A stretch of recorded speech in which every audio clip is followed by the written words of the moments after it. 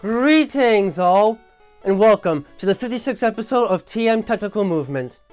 For today, we will be looking at the Dig, Magnitude, Earthquake, Fissure, Earth Power, Bone Club, Bonemerang, Bone Rush, Drill Run, and Precipice Blades attacks. Much as the name suggests, the Dig attack involves user burrowing underground for a certain amount of time before quickly popping up and striking an opponent from below. In truth, most Pokémon have the ability to burrow into the ground to some extent, but there are only a limited number of species that have the capacity to turn such burrowing into a powerful physical attack as well. The Dig attack itself then effectively consists of two separate phases. The first phase involves user physically burrowing into the ground and creating a tunnel space below the surface of the battlefield. From this position, the user can move just about anywhere in the battlefield without being detected, though this may depend on how deep they burrow, and are virtually impossible to hit with any sort of attack. The only exception would be if they were targeted with a technique such as lock on a mind reader beforehand, or if they're hit by a Fissure attack, the latter of which will ensure a perfectly accurate strike. However, this position is not completely failsafe, as its position below any type of material that could absorb shockwaves means that they will take double the amount of damage from earthquake or magnitude attacks than they normally would, unless they are normally immune to ground type attacks. The second phase then involves user actively popping up directly underneath the opponent, completely catching them off guard and dealing considerable amounts of damage in the process. At this point, the user becomes completely vulnerable to counterattacks, so it may be the only available opportunity to strike back before Dig can be used again. It might take a while for the attack to actually connect, but considering the primary burrowing state will keep them protected against most attacks, the Dig attack can be a worthwhile move to have around if more powerful ground type attacks are unavailable. The only thing that will generally influence the effectiveness of the move are the actual digging capabilities of the user and how hard the ground is, but in soft soil, this should rarely be much of an issue with any species. Interestingly enough, the Dig attack has one other property that makes it fairly unique: its performance as a medium of transportation. Pokémon with the ability to dig generally have the capacity to dig a tunnel to just about any location, provided they can memorize the path they take and locate any underground obstructions that may interfere with their movement. While this makes the attack of little use out in the open air, in the confines of a cavern, it can allow a Pokémon to generate tunnels that the trainer can then safely crawl through to reach the entrance they last passed through. This interesting feature, and its potential appeal towards trainers for the purpose of adding safety to the otherwise dangerous situation of getting lost in a cave, was recognized early on by Silphco and prompted them to release the move as TM28 within their first generation line of TMs, from which it became increasingly successful and continuously installed as TM28 within many successive generations, up to the beginning of the company's 7th generation line, where it was replaced in response to complaints from islanders in the Alola region over the lack of soft ground that could be tunneled through easily, before it was then reinstated in the 8th generation line of TMs and TRs as TM15, TM28 within their Sinnoh Special Edition set, TM55 in the 9th generation line, and TM28 once more in the recent Kalos Special Edition set. To this day, the TM remains one of the most popular TMs among young trainers to ever be produced, and has oftentimes been hailed as the sole reason parents will allow their children to go out into the world as a trainer instead of going to school and taking on a more general profession. Since an opponent must burrow underground in order to begin a Dig attack, using a Magnitude, Earthquake, or Fissure attack can help stop them in their tracks before they can get any farther. If this is not an option, however, it is extremely difficult to dodge the attack. Armor is of little use in protecting against the attack, and may even do more harm than good if pieces of armor are driven inward by the force of the attack's impact. Overall, the Dig attack is a fairly powerful weapon that can deal large amounts of damage at a fairly moderate stamina cost, so it will be a fairly common move to see among many beginning and intermediate trainers regardless of their specialty. Flying types of Pokémon that can otherwise become immune to ground type attacks are heavily recommended for dealing with the attack, as only they will be able to fully avoid being caught off guard by the move's surprising execution. The Magnitude attack effectively involves generating a shockwave and directing it downward into underlying rock in order to create a temporary fall capable of releasing tremendous amounts of seismic energy. Unlike the Earthquake attack, which primarily relies on seismic waves generated by the user to inflict damage, the Magnitude attack is designed to be much more cost efficient in terms of stamina by simply letting the local topography do all the work. While the exact style of execution varies from Pokémon to Pokémon, the attack is effectively initiated when the user generates a powerful shockwave directed downward into the ground in an attempt to rupture underlying bedrock and create a fault, which then suddenly shifts to generate a true earthquake. This can be done at the expenditure of very little stamina, so the attack has the potential to be very useful among trainers of all experience levels. The problem, however, is that the damage the attack actually does is fairly random because the actual properties of bedrock differ from one locality to another, plus any damage it does will be reduced by 50% if used on a battlefield under the effects of a grassy terrain technique. The fall generated may only cause underlying rock to slip a few millimeters or less, or it could cause several inches worth of movement, but which path it takes is extremely difficult to identify without extensive knowledge of the bedrock structure beneath the user at any given time. What is known, however, is that the damage dealt is directly dependent upon the actual Richter scale magnitude of the quake generated by the attack. Anything from 1 to 3 will absolutely do no damage at all, but from 4 on, the damage dealt begins to increase steadily from 10 to 30, 50, and so on, eventually reaching a base power of 110 at magnitude 9 and 150 at magnitude 10.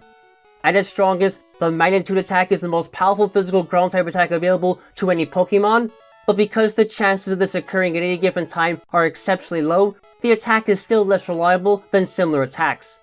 Nonetheless, the ability to hit all adjacent targets with only a 25% drop in base power, not to mention the ability to still be affected by items like King's Rocks, as well as the ability to deal double damage to opponents underground, such as those in the middle of a dig attack, can make the magnitude attack a potent weapon in close quarters if used properly and cautiously. Unless you have a flying type Pokemon or one that's otherwise immune to ground type attacks, it is extremely difficult to dodge the earthquake attack. Armor is of little use in protecting against the attack, and may even do more harm than good if pieces of armor are driven inward by the force of the ensuing shockwave. The magnitude attack does have the potential to do devastating amounts of damage, but even at its best, it only has a 15% chance of dealing more damage than a standard earthquake attack, so it usually isn't something that needs to be worried about much. Even so, it is highly recommended that trainers counter the attack with Pokémon with strong defenses or an immunity to ground type attacks, just in case the opponent gets lucky, as well as any that can ensure that the opponent's nearby allies in a multi-Pokémon battle feel the pain as well, since they are also within striking distance of the attack. In short, the earthquake attack involves generating massive seismic waves within the ground to create an artificial earthquake capable of striking every single nearby creature with tremendous force.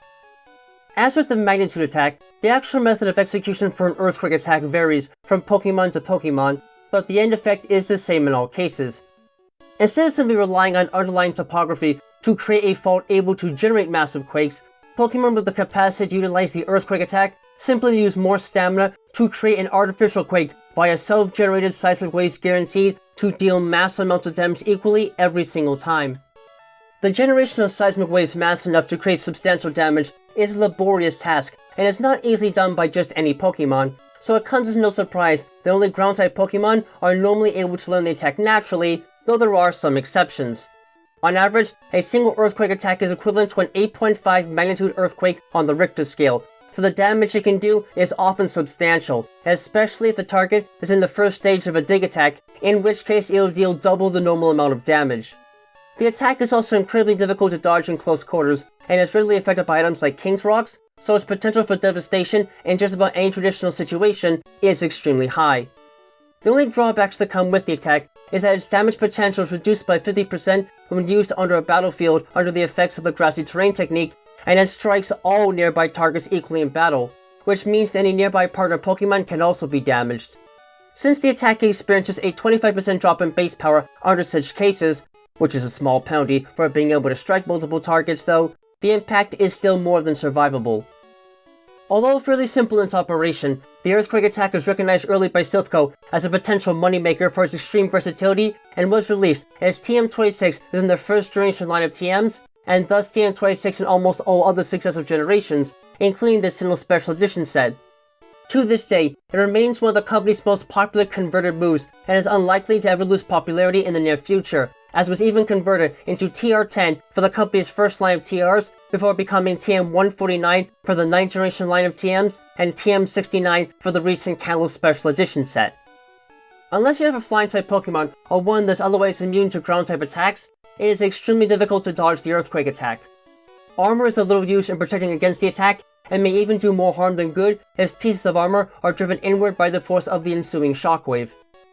Overall, the Earthquake attack is certainly a common move to see in professional battles, so bringing strong defenses to the battlefield, as well as any Pokemon immune to ground-type attacks, is important, particularly because the attack's damage is steady and doesn't fluctuate randomly like with a magnitude attack, as is ensuring that the opponent's nearby allies in a multi-Pokemon battle feel the pain as well, since they will also be within striking distance of the attack. Much as the name suggests, the Fissure attack involves generating seismic waves within the ground strong enough to create a massive fissure on the surface, which an opponent then falls into or is otherwise knocked out by the massive quake that follows it. While the magnitude and earthquake attacks focus primarily on dealing damage from seismic waves alone, the Fissure attack is a devastating upgrade that focuses more on the topography of the ground surface than underlying bedrock.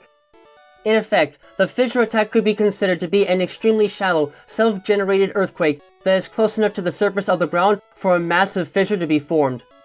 The execution style of the attack differs from Pokemon to Pokemon, but all species generally have two things in common. The direction of the fissure's formation can be slightly controlled through various drilling techniques, and the attack is inherently inaccurate, though it will always hit an opponent that is currently underground in the first phase of a dig attack.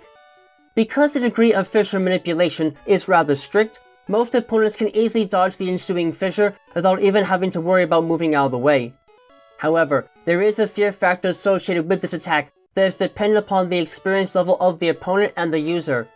If the opponent is more experienced, the attack will always miss without fail.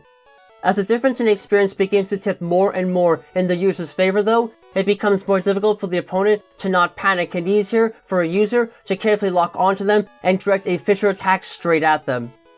If an opponent is caught within the growing fissure though, they become temporarily trapped within the crevice and are effectively held in it like a vice, in turn allowing the massive seismic waves responsible for the attack to be driven straight through them. This always has the result of an instant knockout regardless of the opponent's durability, though the actual time needed to knock them out can vary from species to species. Nonetheless, the sheer damage potential of the attack is ridiculous and can easily determine the outcome of just about any battle if it manages to connect. This is primarily what led Silphco to release the attack as TM27 within the first generation line of TMs,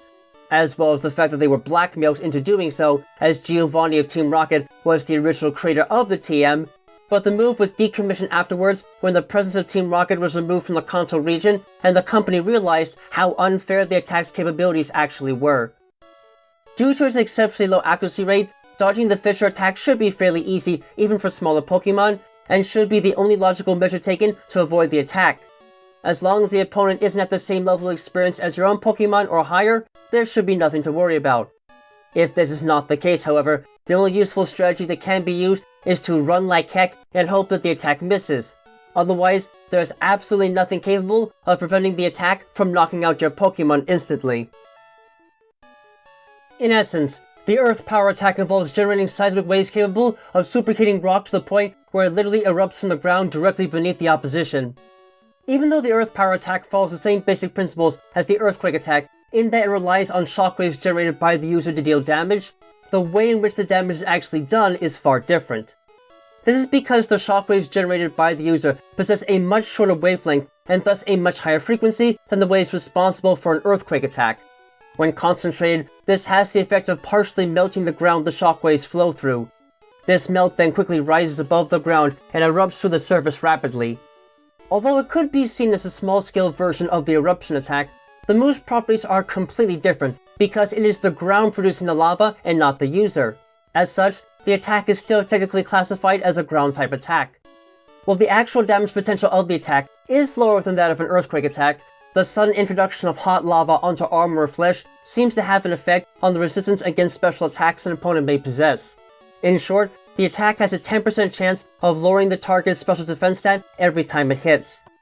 This, in combination with its normally perfect accuracy rate, makes the Earth Power attack a great alternative for Pokemon that have better special attack stats than attack stats, or other ways for which to take advantage of an opponent's weakness against special attacks, which helps to explain why it was converted into TR67 for Silphco's first line of TRs, TM133 for the 9th generation line of TMs, and TM52 for the recent Kalos Special Edition set. Unless you have a flying-type Pokemon, or one that's otherwise immune to ground-type attacks, it is extremely difficult to dodge the Earth Power attack. Armor is of little use in protecting against the attack, and may even do more harm than good if pieces of armor are driven inward by the force of the ensuing eruption. The Earth Power attack is far less common than the Earthquake attack, and should thus not be quite as much of a priority, but its potential to take advantage of armored Pokemon with weak special defense stats nonetheless makes it a potentially dangerous move that only those with strong defenses or that are otherwise immune to ground-type attacks can at least partially ignore. Considered to be one of the signature attacks of the Cubone family, the Bone Club attack literally involves bludgeoning the opposition with a single strike from a strong bone. As a result of their obsession over bones, Cubone and Marowak tend to be most effective in close quarters and afar when using limb bones as direct weapons. Because of their extreme expertise at using bone-based attacks in battle, most bone-based moves are generally assigned as ground-type moves to match their specialty typing. The Bone Club attack is typically the very first offensive move that Cubone can learn growing up, and it serves as a handy tool for destruction until they eventually learn to use their Mother's Skull to deliver potent headbutt attacks. The key difference between this attack and the other two types of bone-based attacks, Bonemerang and Bone Rush, that are of the ground type, is that the attack is delivered either while the user is still holding the bone or when the bone is flung at fairly low velocities, and is thus generally considered to be a fairly inexperienced attack. Not surprisingly, this is reflected by the move's fairly low accuracy rate and moderate damage potential. The only thing that helps to bolster these issues is the fact that it costs relatively little stamina for the amount of damage it actually does. Interestingly enough though, the fact that the attack is delivered as a single full-force blow grants it some stopping power in battle and a 10% chance to cause an opponent to flinch, making it a good move to use when trying to break up an opponent's attack pattern. In time, Cubone will acquire much more reliable attacks, but this move certainly has some good qualities that can make it a good attack to start out with in any battle. Since a bone is required to execute the Bone Club attack, striking damage and otherwise removing the offending bone from combat can help reduce negate the damage dealt by the attack. If this is not an option, however, fairly agile Pokemon can still dodge the attack in close quarters. Armor is of little use in protecting against this attack, and may even do more harm than good if pieces of armor are driven inward by the force of the attack's impact.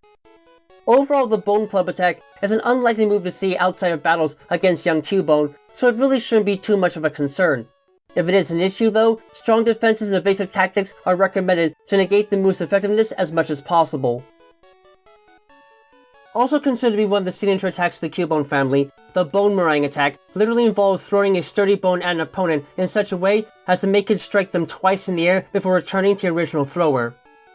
As a result of their obsession over bones, Cubone and Marowak tend to be the most effective in close quarters and afar when using limb bones as direct weapons. Because of their extreme expertise at using these attacks in battle, all moves of that type are generally assigned as ground-type moves to match their specialty typing. Cubone generally learn the Bonemerang attack as they begin to approach adulthood, and effectively signifies their mastery over bones as a direct tool of offensive power. The Bonemerang attack is different from the simpler Bone Club attack in that the bone is completely independent of the user during its motion. Much like a boomerang, hence its name, the bone is simply flung with enough force and at the proper angle to make it strike an opponent twice in succession before any reaction can be made from either side. The bone used in the attack is not moving fast enough to enter a semi-vortex like in a Bone Rush attack, so the move can never hit more than twice before the user has to rest.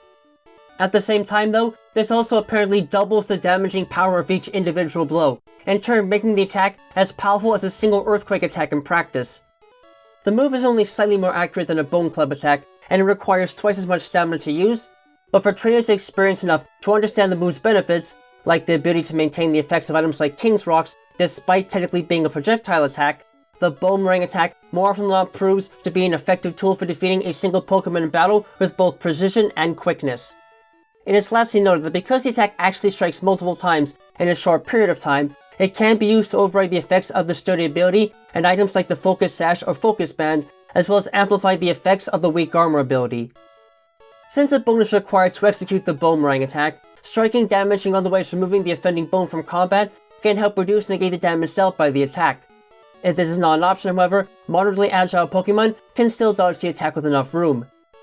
Armor is of little use for protecting against the attack, and may even do more harm than good if pieces of armor are driven inward by the force of the attack's impact. Unless a Cubone or Marowak is on the battlefield, the chances of seeing this move are practically zero, so it usually isn't a move that needs to be worried about much. If it is available to the opposition, however, evasive tactics are highly recommended to avoid the attack altogether, as the move's damaging potential and capacity to take advantage of abilities like sturdy and weak armor and items like the Focus Sash and Focus Band are simply too dangerous to ignore. The Bone Rush attack essentially involves throwing either a sturdy bone or one generated from aura energy in the case of Lucario, hard enough to cause the projectile to rotate in a cyclonic pattern for a short amount of time, and turn striking the target several times before ending its state of motion. While Cubone and Marowak are generally recognized to be the masters of bone-based attacks, the Bone Rush attack is different from other primary forms of attack in that it can actually be learned by two other Pokémon, Lucario and Mandibuzz. This is because the attack does not actually require extreme finesse or expertise in bone-oriented combat to use, but merely a strong association with bones in some sense. Nonetheless, the Bone Rush attack does require keen precision and careful preparation on the part of the user, as the margin of error for the angle needed to allow a bone to enter a cyclonic motion is exceptionally tight. The sheer movement speed of a Bone Rush attack takes a bit away from its sheer striking power, and thus makes it weaker on average than a Bonemerang attack, but its capacity to strike 2 to 5 times before the opponent can react means that it has potential to do just as much, if not more damage under practical applications. The attack is still hindered by a somewhat low accuracy rate, but is otherwise a fairly versatile move that can easily decimate weaker opponents for the same amount of stamina as a Bonemerang attack, while still maintaining the ability to be affected by items like King's Rocks. It is lastly noted that, as with the last one, because the attack actually strikes multiple times in a short period of time, it can be used to override the effects of the Sturdy ability and items like the Focus Sash or Focus Band, as well as amplify the effects of the Weak Armor ability. Since a bone is required to execute the Bone Rush attack, striking, damaging, or otherwise removing the offending bone from combat can help reduce negate the damage dealt by the attack. If this is not an option, however, moderately agile Pokemon can still dodge the attack with enough room.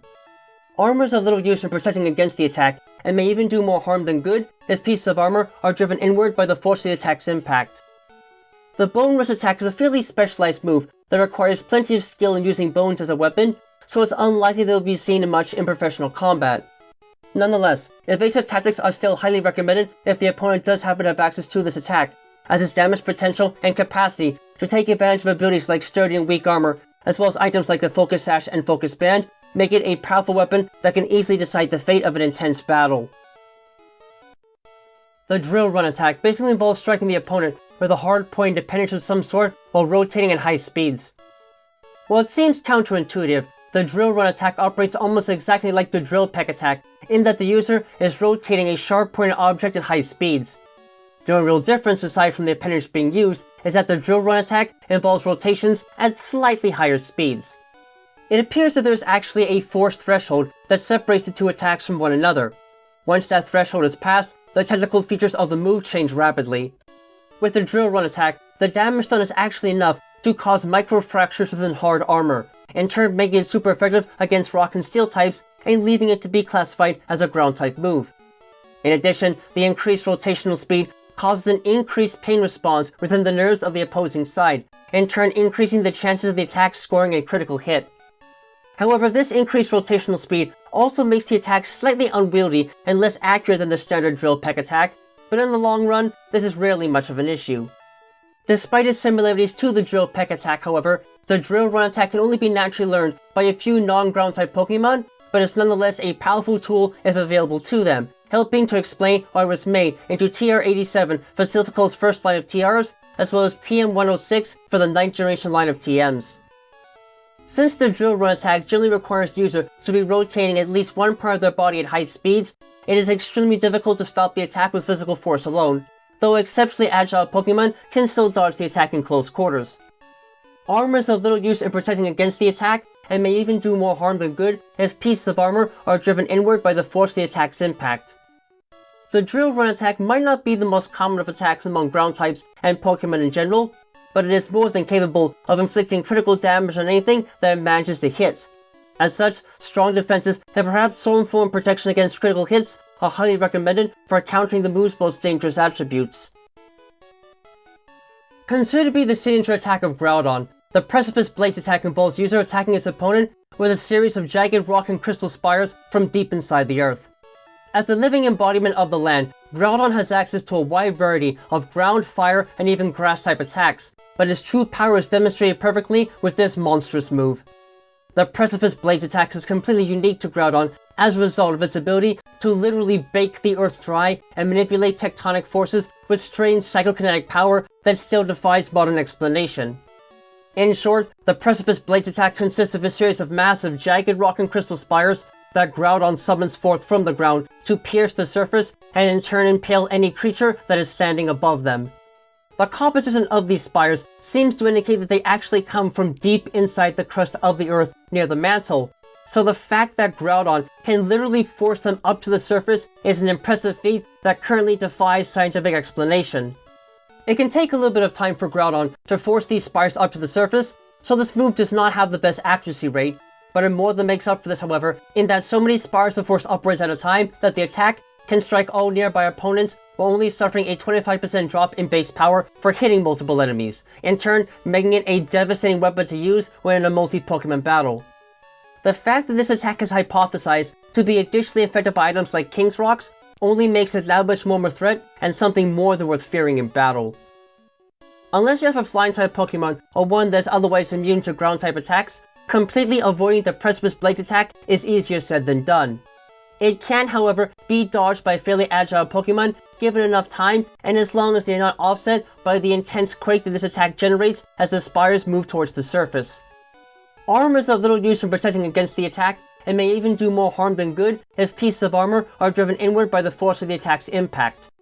The Precipice Blades attack is likely not one that many trainers will have to worry about facing due to its isolation in Groudon. But if somehow stuck in a battle against this deity, only evasive tactics and strong defenses will be capable of protecting against the intense damage this violent attack is capable of inflicting. That's it for this episode, so stay tuned to the next episode of TM Technical Movement.